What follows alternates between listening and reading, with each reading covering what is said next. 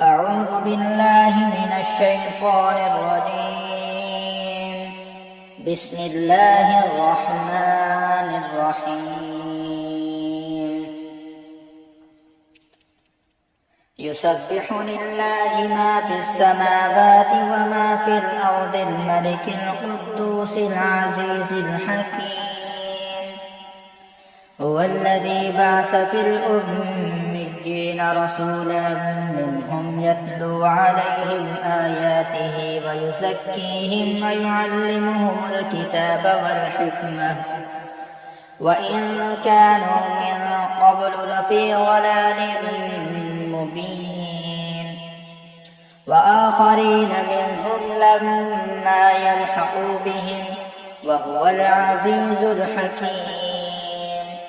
ذلك فضل الله يؤتيه من يشاء والله ذو الفضل العظيم.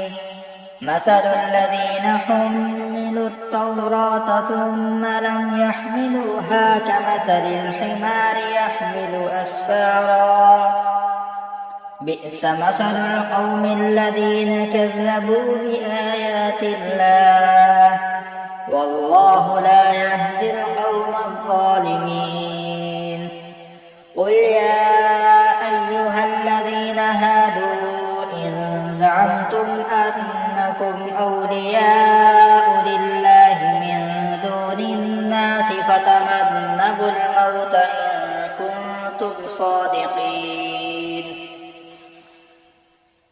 ولا يتمنونه أبدا بما قدمت أيديهم والله عليم بالظالمين.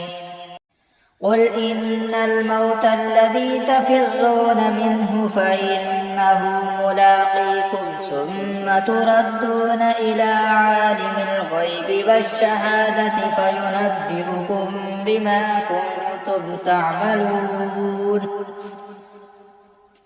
يا أيها الذين آمنوا إذا نودي للصلاة من يوم الجمعة فاسعوا إلى ذكر الله وذروا البيع ذلكم خير لكم إن كنتم تعلمون.